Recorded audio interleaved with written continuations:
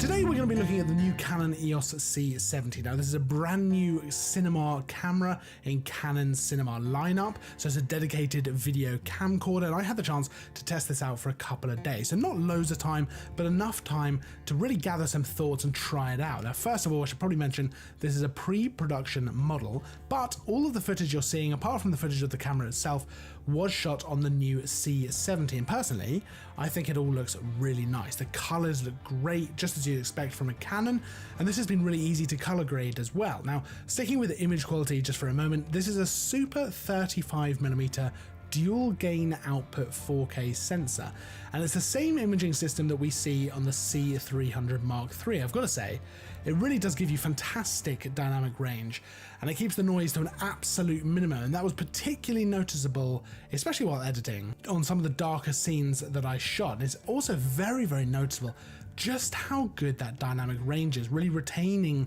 that sky, even when I'm having to bump up the exposure because the foreground is a little bit darker. So you're getting up to 16 stops of dynamic range with such little noise. It really is incredible. But first of all, let's talk a little bit about the actual camera itself. Now this is a new entry-level camera for the Cinema EOS system, and with that in mind, it's actually the smallest and probably one of the easiest to use as well. So if you're coming from mirrorless cameras or even DSLRs, it's really not that difficult to wrap your head around this camera and actually feel comfortable using it, because they can be a little bit intimidating to start with, but this one really was much easier to get to grips with.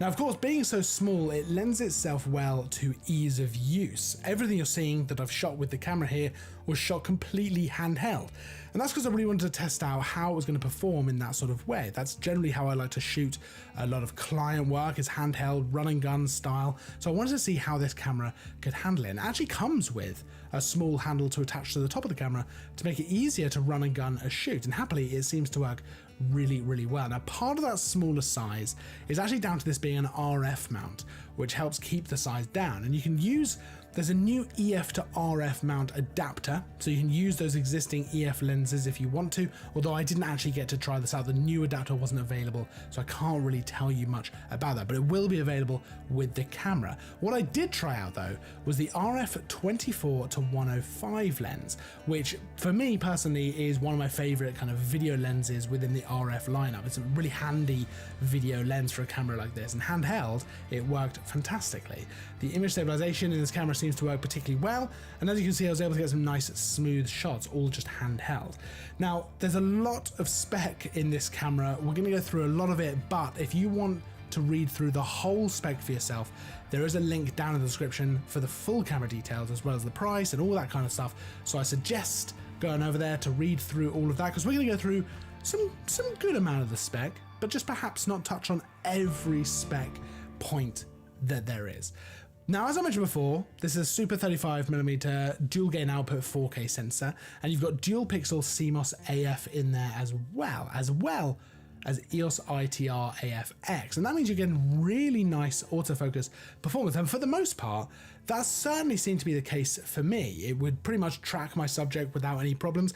I did get a little bit of hunting at times, or it would lose my subject and focus on the background, but I think that was probably more down to this being a pre-production camera rather than any major faults with the system. I know that dual pixel CMOS AF is just fantastic, it really is out of this world, so I think I probably would put that down to it being pre-production more so than anything else. Now I mentioned image stabilization earlier as well. There's an enhanced image stabilization in the camera, which is very handy for someone like me who wants to be able to run and gun some things like that, and it gives you that freedom to shoot handheld, and it does work very well. The entire setup as well is just heavy enough to really help with stabilization as well. I kind of like the look of an unstabilized but relatively heavy kind of kit, although admittedly this isn't that heavy. It's still pretty lightweight compared to a lot of cinema systems. Now you've also got multiple recording formats in the camera. You've got dual slots for your cards as well as high frame rates, with 4K up to 120 frames a second and 2K up to 180 frames a second, and that's really nice. It gives you a few different ways to shoot, and if you want to shoot something in slow motion, get a bit creative with that kind of thing, having 4K available at 120 frames a second is huge. It gives you so much detail and so much more room for things like cropping in post, adding zooms, adding pans, all that kind of stuff, which just adds to how creative you can get with your footage. Now, in terms of ways to record, you've really got some options here. You've got XF AVC, you've got MP4, you've got up to 422 10-bit internal, and that's also up to 410 megabits a second. So you can really record the way you want to record. That's one of the benefits of having a dedicated video system like this. And you can split the recordings onto the two different card slots. So for example, 4K onto one and 2K onto the other, which I know is going to really please a lot of people. Now, something else which I thought was awesome is the built-in ND filter system, allowing you to increase the ND by 2 stops, up to 6 stops or 10 stops in extension mode. And that means you're always in control of your exposure. So you want to keep a 180-degree shutter angle. Well, no worries, because you can just use the ND system built in to actually control your exposure, even if you want to keep a shallower depth of field. Now, to be honest, there's so much to talk about with this camera in terms of spec. You know, we haven't even really touched on audio, all that kind of stuff. But I really want to focus actually a little bit more on what I thought it was like to shoot with, what my experience was with it, how it felt. You can go and read the full spec over on the product page, like I say, link in description, and hopefully we'll have a longer review coming in the near future as well when we get a bit more time with the camera. But first of all, let's talk about what I actually thought of using this camera. So the first thing that stood out to me was how surprisingly easy it was to set up. With all the settings that I wanted to use, and once I'd set everything, I was pretty much mostly just using the ND filters in the camera to control the exposure and adjusting the aperture for artistic reasons, you know, whether I wanted a shallower depth of field or whether I wanted to have a much deeper depth of field.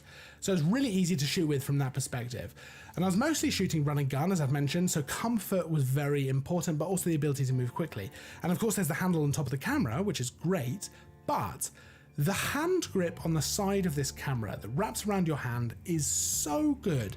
It is so comfortable, and it makes it incredibly easy to carry this camera around. It made the whole shooting experience much nicer, and I was able to just carry this around in one hand between shots with no problems at all. It never felt unsecure in my hands. It was ideal, really, really nice. The button placement was also very ergonomic, and I found it very instinctive when I was moving around the camera. Now, the screen is a flip out screen, which personally I love. You can position it pretty much however you want, which is always my preference. It's also very, very bright. Of course, you can adjust that. I actually bumped up the brightness.